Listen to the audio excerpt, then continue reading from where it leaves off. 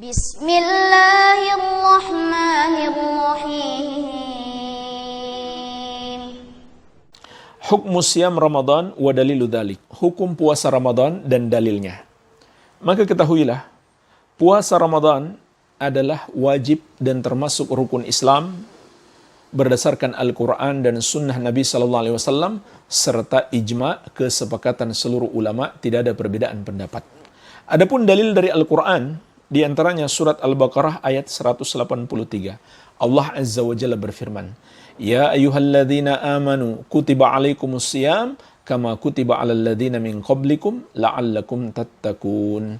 Wahai orang-orang yang beriman, diwajibkan atas kamu berpuasa sebagaimana telah diwajibkan atas orang-orang sebelum kamu agar kamu bertakwa. Perhatikanlah jemaah sekalian, ayat yang mulia ini Allah dengan tegas menyuruh kita berpuasa.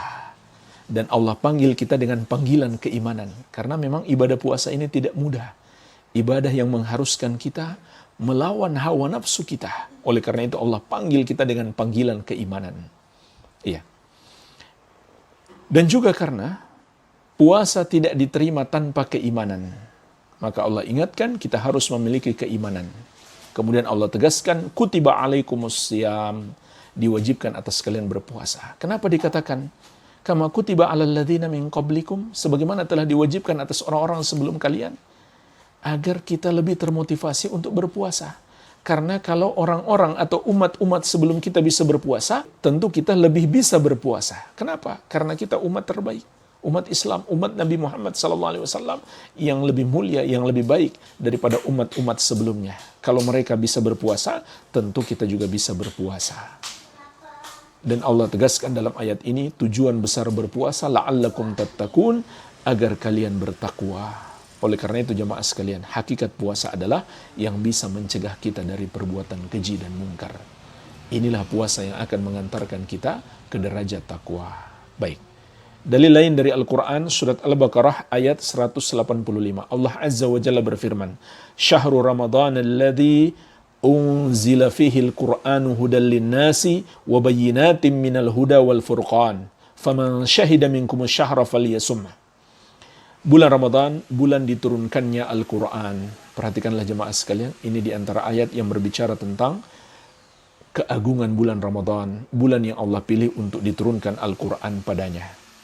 Al-Quran itu kata Allah adalah petunjuk bagi manusia dan yang menjelaskan tentang jalan kebenaran dan yang membedakan antara yang benar dan yang salah.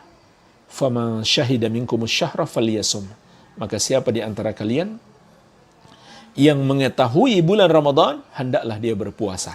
Jadi ini ayat dari Al-Quran yang menjelaskan tentang kewajiban puasa. Adapun dari As-Sunnah, di antaranya di dalam hadis yang diriwayatkan Al-Bukhari dan Muslim dari sahabat yang mulia Ibnu Umar radhiyallahu taala anhuma, Rasulullah sallallahu alaihi wasallam bersabda, "Buniyal Islam ala khamsin, syahadati an la ilaha illallah wa anna Muhammadar Rasulullah wa iqamis salati wa ita'iz zakati wa shaumi ramadana wa hajji baitillahil haram man istata'a ilaihi sabila." Islam itu dibangun di atas 5 rukun. Yang pertama, syahadat la ilaha illallah dan Muhammad Rasulullah.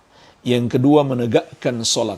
Yang ketiga, menunaikan zakat. Yang keempat, berpuasa di bulan Ramadan. Yang kelima, berhaji ke Baitullah Al-Haram. Baitullah, rumah Allah yang mulia, yaitu Ka'bah, bagi siapa yang mampu melakukan perjalanan ke sana. Maka hadis ini menunjukkan kepada kita keagungan puasa Ramadan. Dia termasuk rukun Islam, yaitu tiang yang menegakkan keislaman seseorang. Baik. Wa qad ajma'atil ummah ala wujubi siyami Ramadan.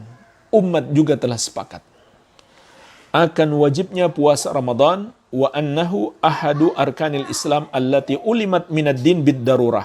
Sebagaimana umat juga sepakat bahwa puasa adalah salah satu rukun Islam yang diketahui secara pasti sebagai bagian dari ajaran agama.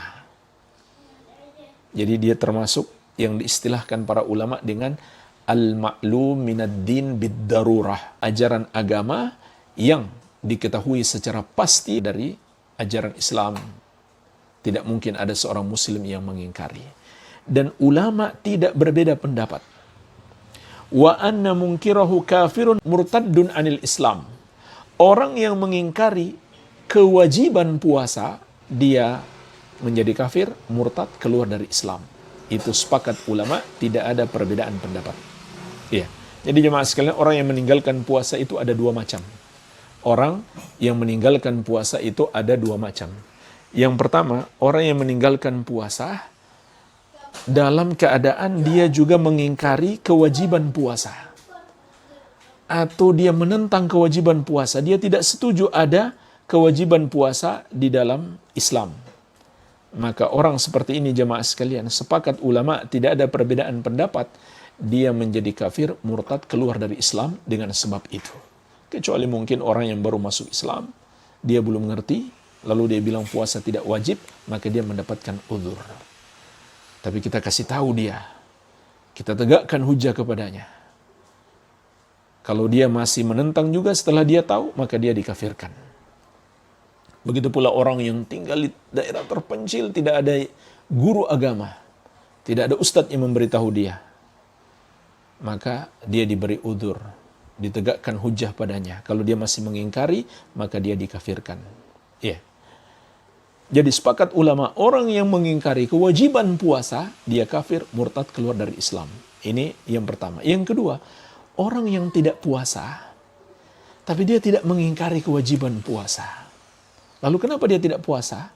Bisa jadi karena dia tidak mau menahan lapar. Dia tidak mau menahan hawa nafsu. Tapi dia akui puasa itu sebenarnya harus dilakukan. Maka jemaah sekalian, dia adalah pelaku dosa besar, namun tidak sampai dikafirkan. Dan dosanya sangat besar sekali. Rasulullah SAW pernah menyebutkan ancaman keras dalam hadis yang diriwayatkan Imam An-Nasa'i dari Abu Umamah Al-Bahili radhiyallahu anhu. Nabi SAW menceritakan tentang dua malaikat yang membawa beliau.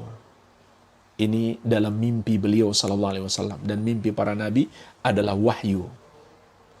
Thumman talaqa bi fa'idha qawmun mu'allaquna bi'araqibihim musyaqqaqatun ashdakuhum tasilu ashdakuhum daman. Dua malaikat membawaku, maka tiba-tiba ada satu kaum yang digantung, terikat di pergelangan kaki mereka. Jadi Nabi SAW diperlihatkan oleh malaikat terhadap kaum tersebut.